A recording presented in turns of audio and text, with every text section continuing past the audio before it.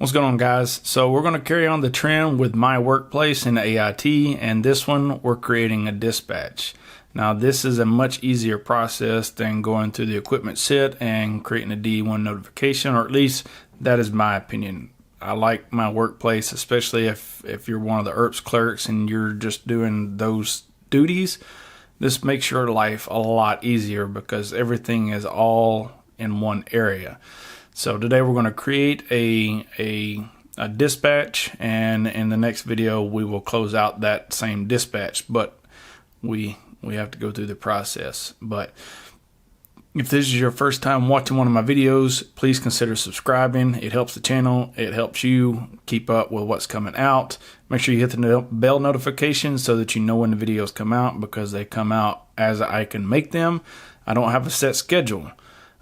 If you like the video, please go down, give it a thumbs up, let me know that you like it. If you have any more questions pertaining to this specific video, please go ahead and leave that comment there. If you go back into the community tab on the channel, you can put a request in for a specific video if you have something that you need that you can't find in the video library. And I believe that is the cue to get this video started. So let's go ahead and get on the computer, and I'll walk you through the process of dispatching a piece of equipment. All right, guys, so I'm already in here. All we're going to do is just get into my workplace, and if you don't understand how to do this, make sure you go back and view the video up here that shows you how to use my workplace and get into it. So we're going to click on dispatch, and here you can put in a specific admin number if that's what you're looking for, or in our case we're just going to click on search. And what this will do is bring up all available equipment that can be dispatched. So we're just going to choose something generic. Let's see if we can find us a 1097. So here's a 1097. I'm choosing this because I know that I'm qualified to operate it. So we're going to put in what our description is.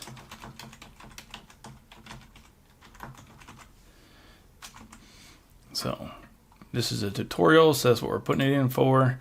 There's today's date and today's time, so we're going to put today's date and then close it out a few hours later, or its recommendation. And at this point you can go in and change this. So if this is for a training event, you can put it in for the name of that event. If it's a training level, then you put it in there. If it's an extended dispatch, if you're extending it, you can click on here to extend it out. And if it's an off-post dispatch, this is where you'll click to show that it's an off-post dispatch.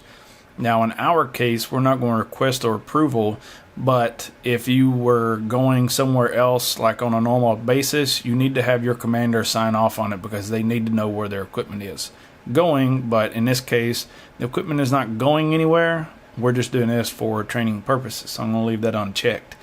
If you do check it, it sends them a notification in their inbox within G-Army and lets them know, hey, you have a request to sign off on a dispatch. Alright, the next two areas that we're going to cover is add an operator and then add external operators. So if you have operators that are licensed within the system, as you can see, all those names pop up that have similar numbers, so I can click on it and then I can add. And this is where you would put a licensed operator. If the person is not licensed on that specific piece of equipment, it will not let you add them.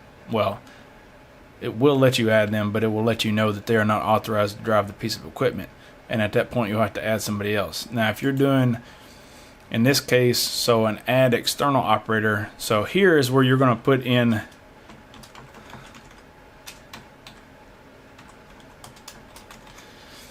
you're going to put in the last name, first name, and then permit validated. So if this is a test drive for an operator that just got a license or whatever the case may be, you're going to click on this just to know that this is where you have to check their actual license to verify that they have an actual license, that it is active, and it's been signed off by their commander.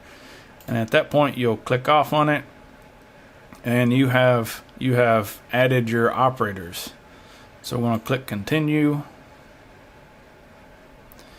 External operator approval will be required. Operator is qualified. And this is where it's going to tell you that somebody is not authorized to drive that piece of equipment, and at your point you need to acknowledge that you're dispatching it, and a commander will sign off on it at that point. So we're going to click create, and this is where you can print your dispatch. You can print out your 5098, but we're not going to do that, and it's going to kick you back. So we'll go back, and what you can do is right under where you put the admin number or the serial number, show dispatches open only, or open dispatches only. So we're going to click that and then do a search, and as you can see, our piece of equipment is here.